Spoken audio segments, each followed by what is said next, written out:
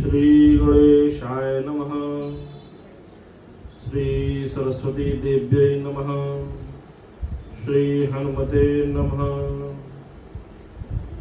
सच्चिदानंद रूपाय विश्वोत्पत्त्यादिहेतवे तापत्रय विनाशाय श्रीकृष्णाय वयं नमः। अखंडमंडलाकारं व्याप्तं येन चराचरं तत्पदं दर्शितं येन तस्मै श्री गुरुवे नमः। रामाय रामभद्राय रामचंद्राय वेधसे रघुनाथाय नाथाय सीताय पतये नमः।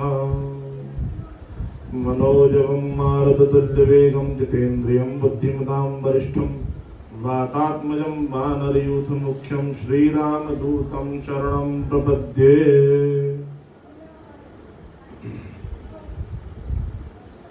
जय सिया राम जय जय सिया राम।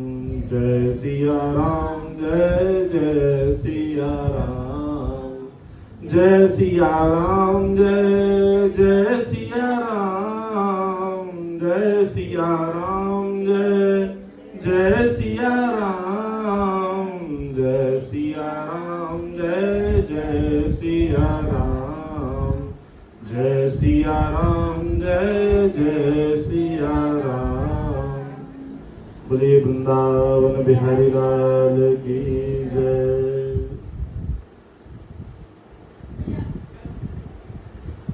मल मास में पुरुषोत्तम मास में अभी तक आपने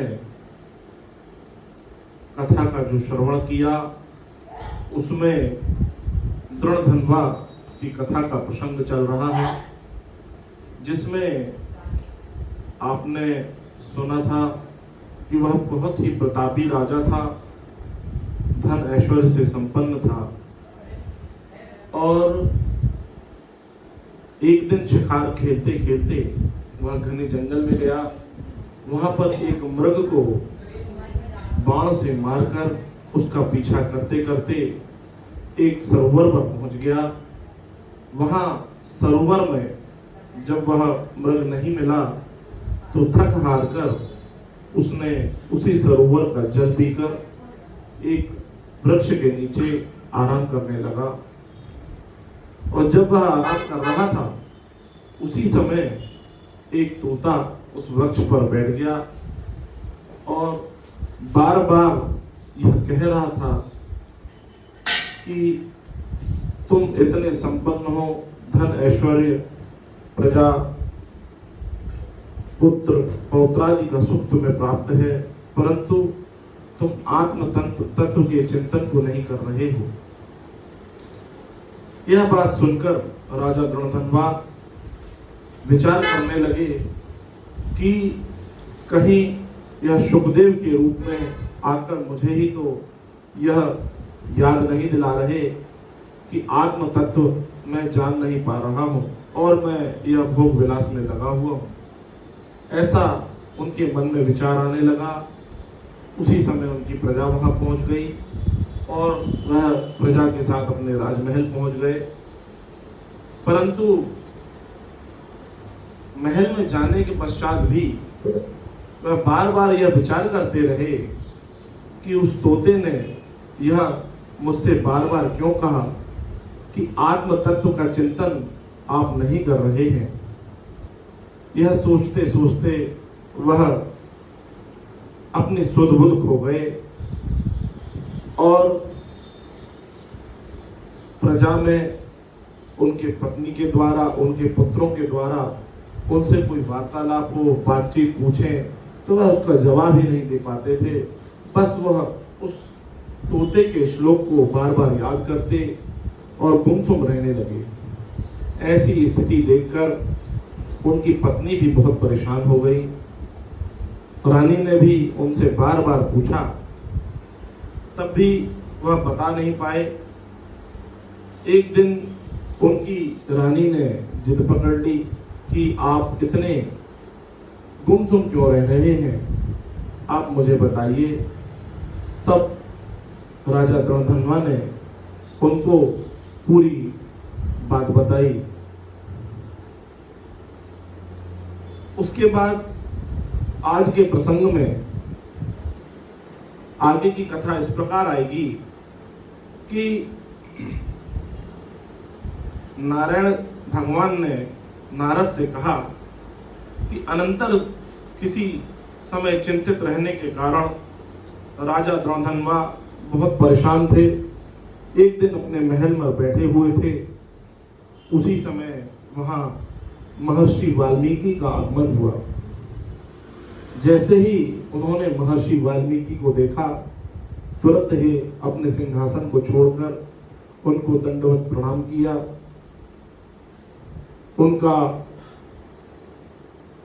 पाद प्रक्षालन किया, यथास्थान बिठाकर उनका पूजन अर्चन किया, तिलक वंदन किया और चरणोदक ग्रहण करके अपने माथे पर उस चरणोदक को लगाया। और यह महर्षि वाल्मीकि वह है जिन्होंने वाल्मीकि रामायण की रचना की है। वाल्मीकि रामायण का जो उन्होंने रामायण के समय संकलन किया था, उस समय जब उन्होंने अपनी रामायण का संकलन किया तो आपने भी देखा होगा, बहुत सी किताबें आपने पढ़ी होंगी कि किताबों के आगे यदि कोई अच्छा संकलन होता है तो अपने से बड़े समझदार व्यक्तियों या महंत संतों के पास किताब लेकर जाते हैं और उनसे अनुशंसा लिखवाते हैं, शुभकामनाएं लिखवाते हैं कि हमारी जो कथाएं हैं वो कैसी हैं। तो वाल्मीकि जी जब अपनी रामायण लिखे तो वह स्वर्ग लोग, अलग अलग लोग, इंद्र लोग, अलग अलग स्थानों पर गए और सभी देवी देवताओं से अपने उस वाल्मीकि रामायण को दिखाकर उनसे शुभ संदेश ले रहे थे। एक समय वह अयोध्या के पास से जा रहे थे, सरयू के किनारे किनारे जाते हुए उन्होंने देखा कि सरयू के दोनों तरफ जो पहाड़ हैं उनमें इतनी सुंदर चौपाई लिखी हुई थी कि वह चौपाई देखकर उनको अपने संकलन पर संशय हो गया कि यह मुझसे भी अच्छी संकलन और इतनी अच्छी चौपाई जिसमें राम के चरित्र का इतना सुंदर वर्णन है, ये किसने लिखा। वह बहुत विचार करने लगे कि यह मेरी रामायण तो कोई पढ़ेगा नहीं, ये इतनी सरल भाषा में जो यह संकलन किया है और इतना मधुर और इतने सुर में यह चौपाइयां छंद हैं जो पूरे पहाड़ों पर लिखी हुई है।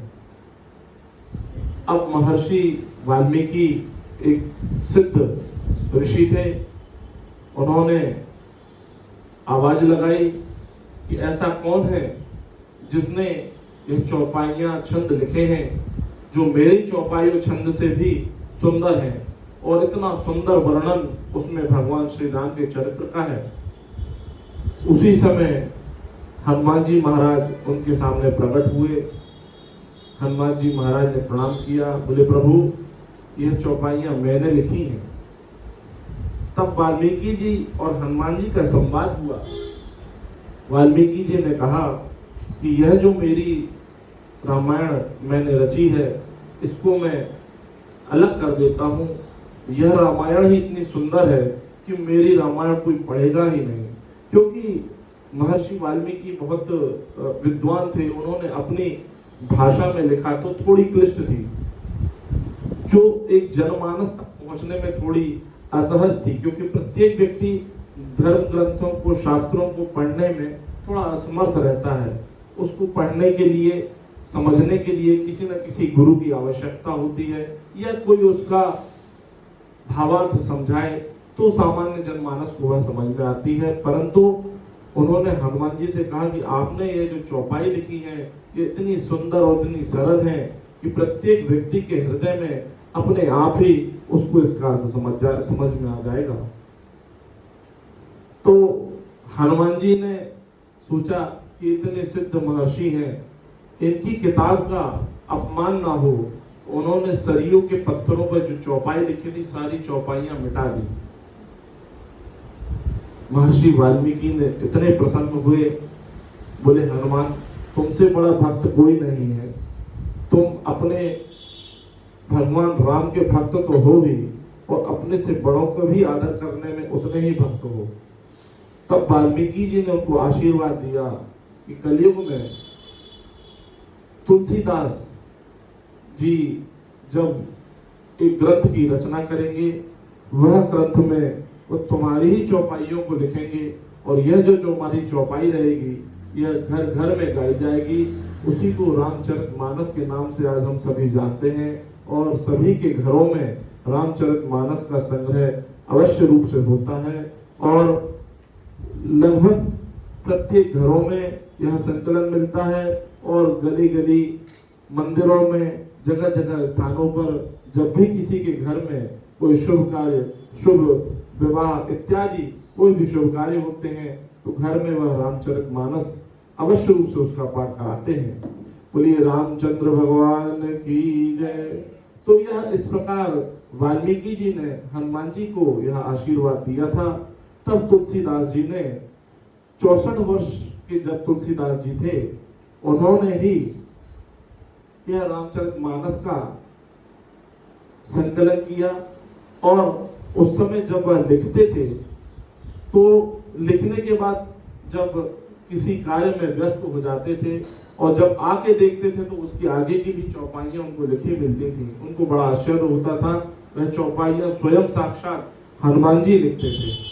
तो रामचरितमानस जो संकलन है वह हनुमान जी के द्वारा रचित यह दोहा चौपाइयां छंद हैं और यह प्रत्येक घरों में इनकी भगवान राम के अवतार के रूप में ही पूजन होती है। तब आगे की कथा में जब राजा द्रौधन्वा के यहाँ महर्षि वाल्मीकि पहुंचे तो उन्होंने उनका बहुत आदर सत्कार किया। उनका चरणामृत ग्रहण करने के पश्चात उनसे बोला कि हे भगवान, मैं कृतार्थ हुआ, आप मेरे इस राजमहल में पधार कर मेरे इस राजमहल को आपने धन्य कर दिया। हे प्रभु, आज मेरा मनोरथ पूर्ण हो गया। आज आपके प्रत्यक्ष दर्शन होने से मेरा वेदाध्ययन आदि फलदायक हो गया।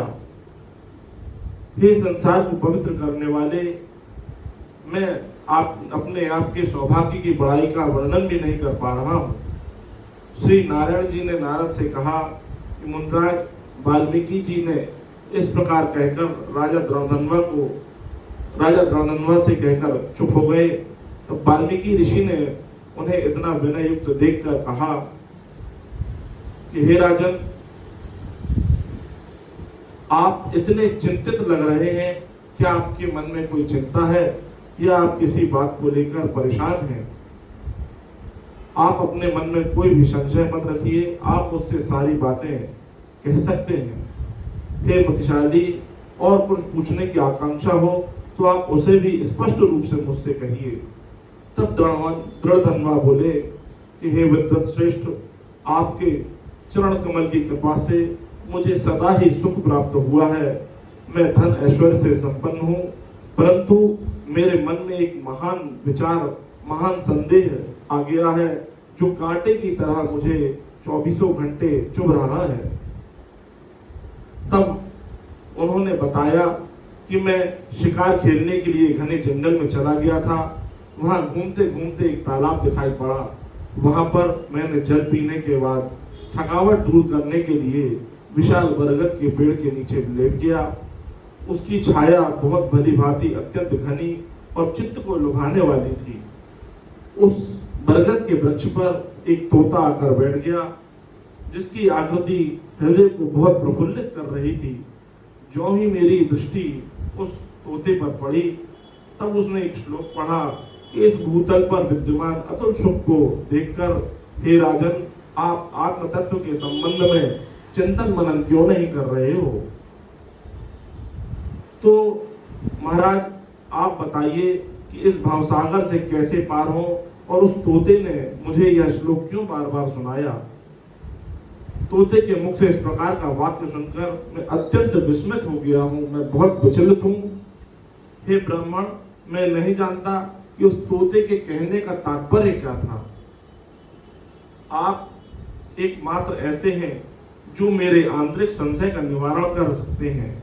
मुझे इतना साम्राज्य, सुख, समृद्धि, भव्य आकृति वाले 4 पुत्र, 1 पुत्री, पतिव्रता रानी, हाथी, घोड़ा, रथ, पैदल सवारों की चतुरंगिणी सेना, अपार समृद्धि, अपार धन संपदा है। मेरे किस पुण्य के प्रताप से यह सब मुझे मिले हैं? इन सब पर प्रश्नों पर विचार करके आप मुझे बतलाइए। राजा के प्रश्नों को सुनकर मुनिराज वाल्मीकि बोलने लगे कि हे श्रेष्ठ राजन, आप अपने पूर्व जन्म के चरित्र का एक विवरण सुनिए। हे शासक प्रवर, पूर्व जन्म में आप द्रविड़ देश के ताम्रपर्णी नदी के तट पर रहने वाले ब्राह्मण थे। आपका नाम सुदेव था। आप बहुत ही धर्मात्मा, सत्यवादी, पौरोहित्य कर्म करने वाले और जो भी भिक्षा इत्यादि में मिल जाए उसको ग्रहण कर अत्यंत संतुष्ट रहने वाले ब्राह्मण थे। और आपकी पत्नी बहुत ही धर्मात्मा, सत्यवादी और बहुत ही सरल सावित्री थी। और आप दोनों निरंतर विष्णु भगवान की भक्ति में तत्पर रहते थे। अग्निहोत्र आदि विविध यज्ञों द्वारा आपने भगवान श्री हरि को प्रसन्न किया हुआ था। इस प्रकार जीवन व्यतीत करते हुए आपको सर्वांग सुंदरी एक पत्नी भी मिली। वह गौतम ऋषि की सुलक्षणी कन्या गौतमी के नाम से प्रसिद्ध हुई थी। जैसे भवानी पार्वती भगवान विश्वनाथ की सेवा करती हैं, उसी प्रकार वह गौतमी आपकी धर्मपत्नी आपकी सदैव सेवा करती थी। गृह में एक विधान से धर्म पूर्वक आचरण करते हुए आप दोनों को बहुत समय बीत गया, परंतु आप दोनों को कोई संतान नहीं थी। एक दिन वह आसन पर बैठे हुए थे और पत्नी उनकी सेवा कर रही थी। तब सुदेव शर्मा अत्यंत दुखित होकर गदगद स्वर में बोले, हे सुंदरी, इस संसार में पुत्र से बढ़कर कोई सुख नहीं है।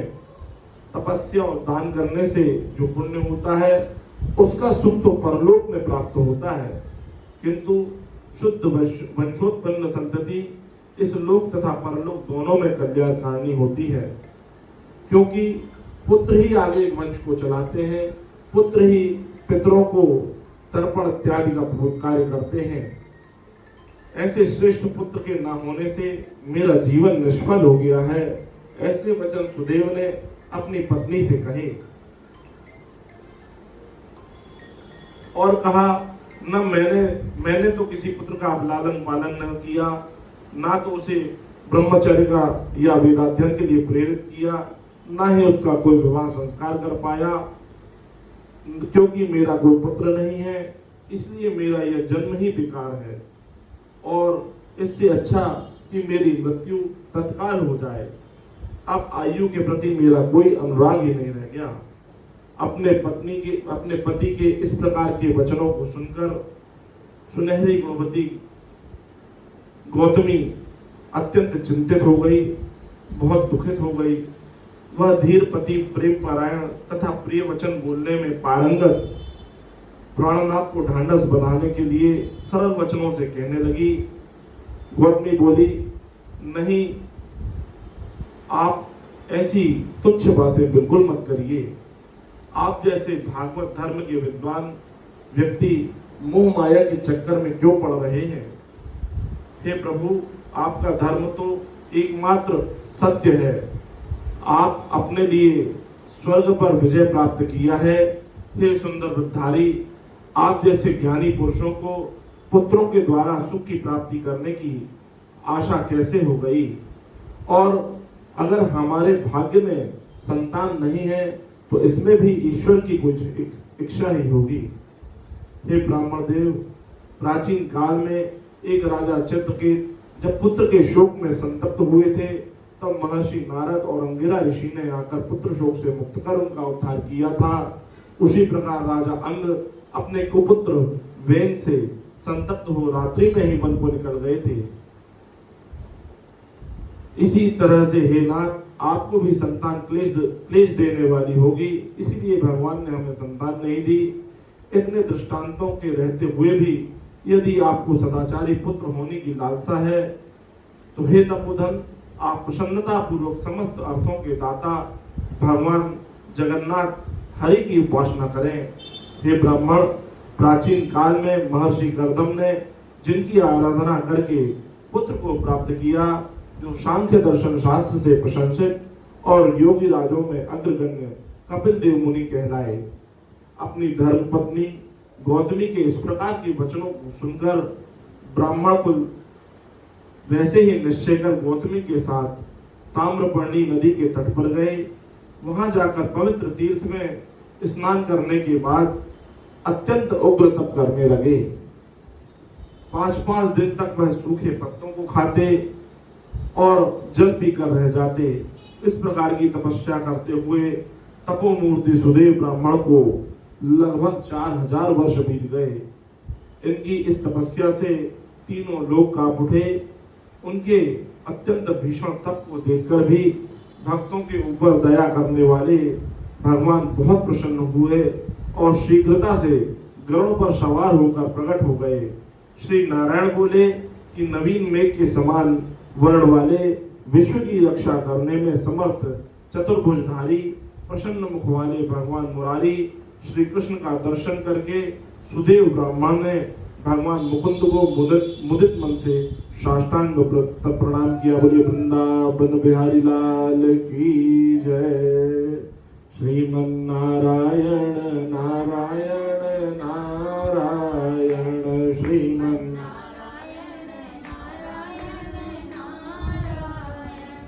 भजमन नारायण